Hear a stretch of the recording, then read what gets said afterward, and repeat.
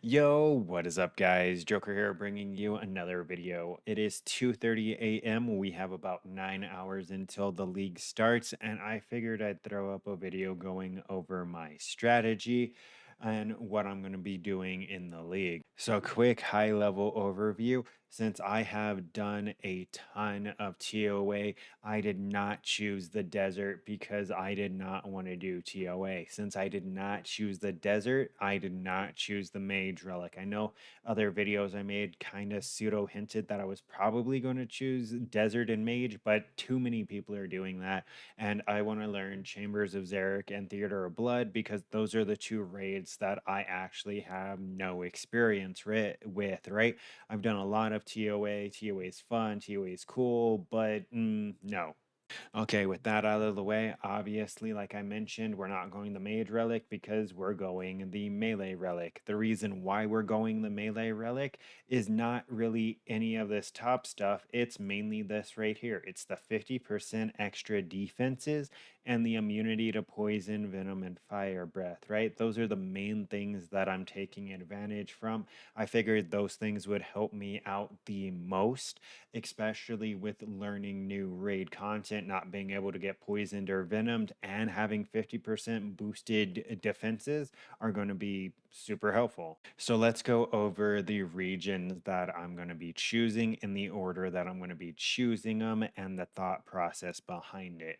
So the first region is going to be Kourend, just because there's going to be a plethora of tasks that I'm going to be able to get done as a low level here. I think it's going to be the easiest way to get an additional region unlocked, right? Plus, Kourend is huge. It has so much. It has magic shops, it has fishing shops, it has the woodcutting guild, it has the farming guild, it has a slayer, it has two separate slayer dungeons. Like, Kourend has a lot, right? On top of that, it does have Chambers of Xeric. Obviously, I'm not going to be focusing on that from the start of the league. I'm going to be focusing more on everything else. Mostly the first thing I'm probably going to grind out is the cudgel, right? That's probably going to be my first melee weapon. All right, up next we have Asgarnia, and this is going to be mainly because of Void specifically, plus the ease of tasks. There are several other things that this gives us access to, but those are the main two things in my thought process, right? I mean, it also gives us defenders and stuff like that, but mainly Void and tasks. That's the reason I'm going it second. And then third and final, we have Morytania. Even though this is the spot where a lot of our power is going to come from, I believe that a lot of the tasks in this area are going to be more of that mid to high level, right? Where I'm going to need 50s, 70s, 90s in stats to go ahead and get some of these tasks done.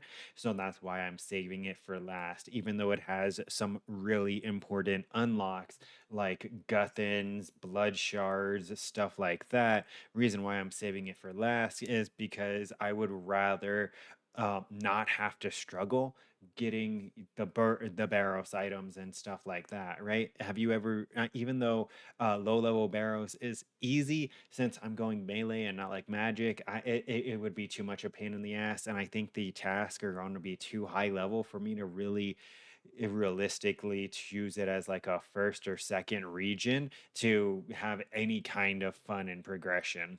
And then let's go ahead and take a look at the tasks here real quick, and you'll kind of see what I mean. These are the generic tasks that they've already revealed, and you'll notice over here, Kourend or Asgarnia is going to be in like 80% of them, right? That's why I wanted those to be my first two regions, because it's going to help me complete the most tasks the quickest. That way, even though Mauritania is going to be my third region unlocked, I'm going to have such an ease of actually getting to it that it won't really matter when I get to it, type thing. Oh, and just like this entire row, I know Mahogany Homes is ass, but this entire little column here is literally just Asgarnia, right? And then there's Morytania, Asgarnia, so it's gonna be super easy to get the three unlocks, I believe. So let's go ahead and take a look at my relics, right? So I am going to be going trickster because, in my opinion, for what I'm doing, since I'm going to be focusing on raids, production prodigy just didn't make sense, and in this harvest is ass. So I'm going trickster for the free agility because I'm going to need 70 agility to get to Saradomin and next, anyways. And then we are going fairies flight. The reason for this is because with Fairy's Flight, you're able to get to not only every fairy ring, but every tool leprechaun, right? And I took a look, and the amount of in my regions, the amount of tool leprechauns that there is more beneficial than choosing the Globetrotter, right? Just because a lot of the things in the Globetrotter aren't even going to be in my regions, and I can just get a house that gives me the missing additional teleports, right? Because in case you don't know, all you need is the teleport focus, and you can set these portals to wherever you want, right? You really don't need the portal nexus. You're able to build the individual portals. So my house is going to be like 90% portals, but that's all I really need it for, right? And then the rejuvenation pool is going to be the highest level pool I can actually get because I'm not choosing Fremnik, so I have no access to marble blocks. Basic jewelry box, ring of dueling, and games necklace because I don't have access to gold leaves, right? So I'm gonna have pretty much all the teleports I need solved right there. Then we are going Banker's Note once again, since I am focusing on raids. I don't really need Fire Cell. Fire Cell would be more in the case of like if I was planning on maxing my account. And this main account is probably not maxing. My secondary account that I might run on the side is probably going to go Fire Cell. And that's because of the fact that there's so many shops that you can just buy the materials to get to help you max. Like you can get free 99 cooking, you can get free 99 fletching, you can get free 99 crafting, you can get 99 smithing. Like there's a lot you can get if you do fire sell and choose the right regions. All right, and then we have Brawler's Resolve. Obviously, I just said I was going melee. And then we have Bloodthirsty. The main reason for this, once again, is we're not going to be skilling. So I have a feeling this literally has nothing to do with combat since it's called Infernal Gathering. If it does the same thing that it did in Trailblazers, it's just going to smell, cook, and burn, right? It does nothing to combat.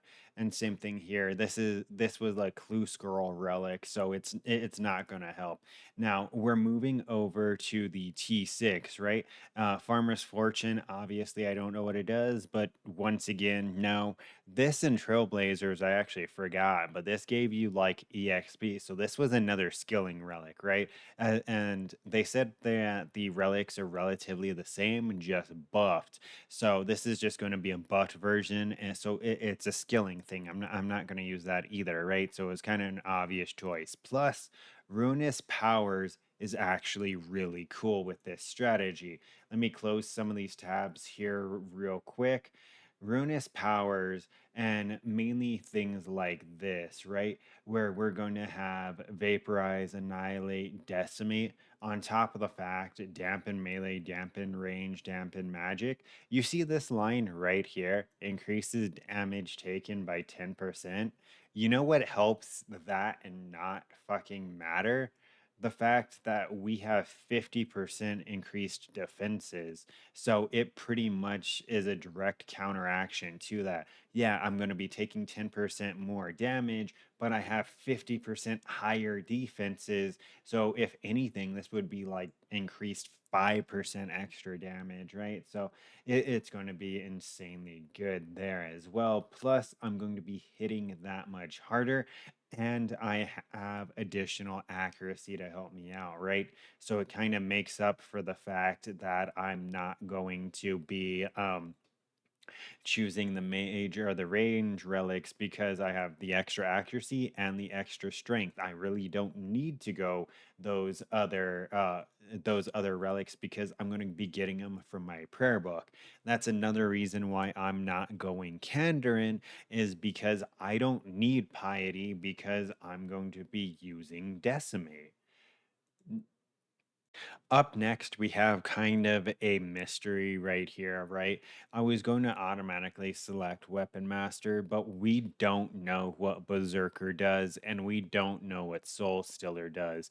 Honestly, in Path of Exile, there's an ability called Righteous Fire that like burns your HP and it does damage around you with the amount I'm going to be healing, if this is something like that, because the heart in the little ring of fire, it works for me. Or if it's just more life still, I'm going to be literally immortal. On top of that, depending on what this does, it's estimated that it's going to be kind of a the lower your HP, the more damage you do type thing.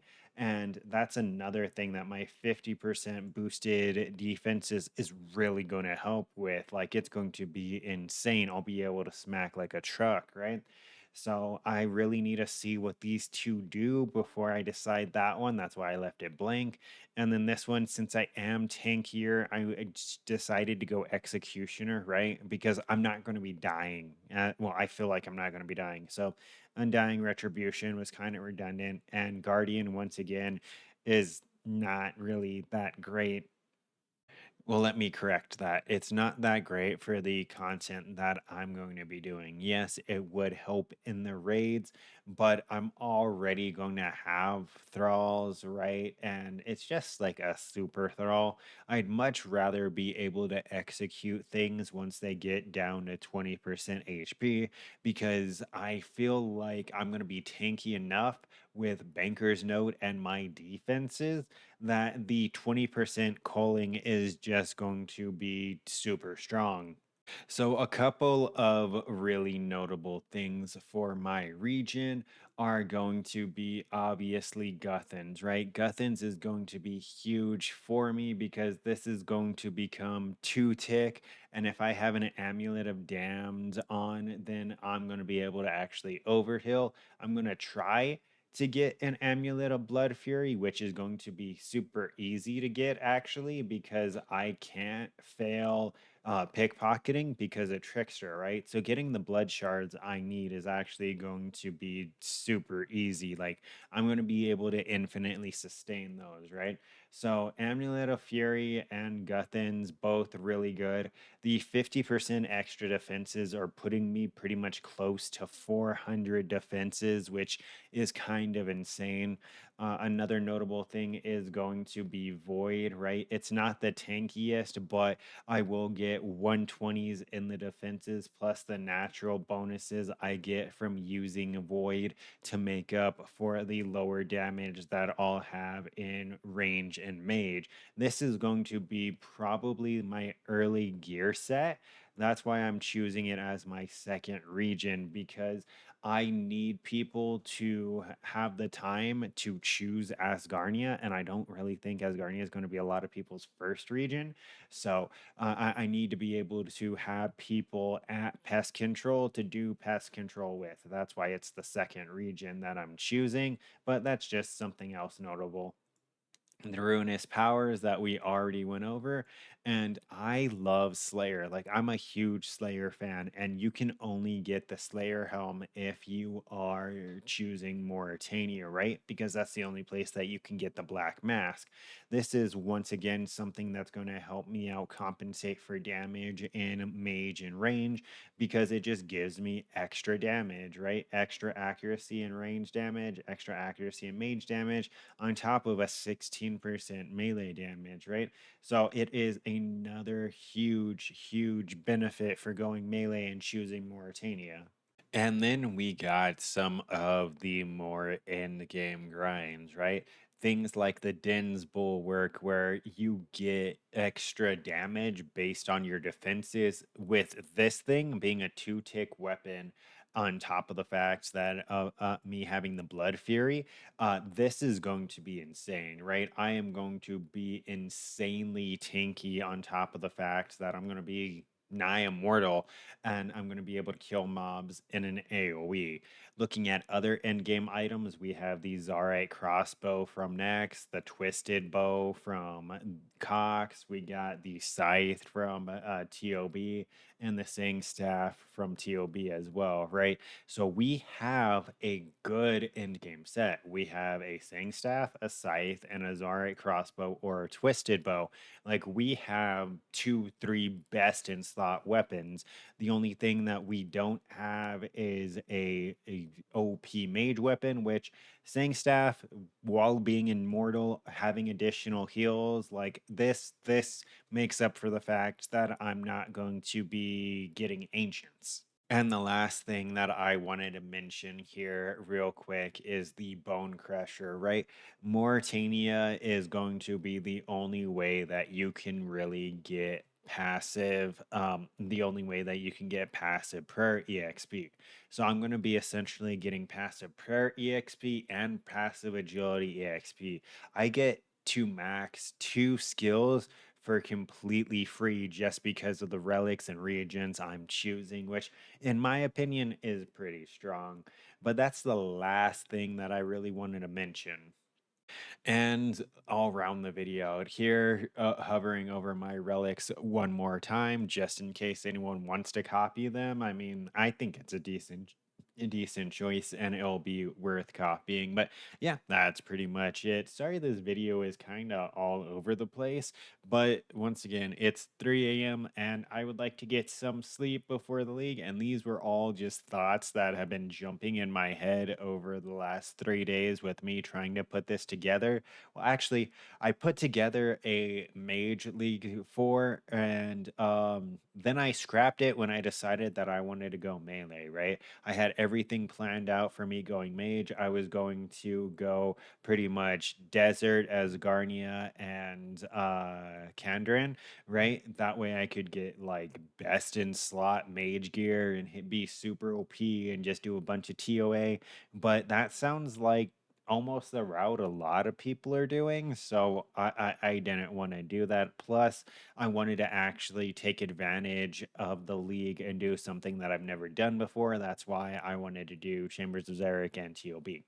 But yeah, like I said, that's pretty much it. Don't forget to like, comment, and subscribe to stay up to date. I'm gonna make probably a League Journey series type video log. I don't know. I'm gonna do something probably, and I'm also gonna be streaming it. So yeah, follow me on Twitch and Twitter and all those other things. It's 3 a.m. I want to go to bed. I'm sorry, my throat hurts from talking. Good night.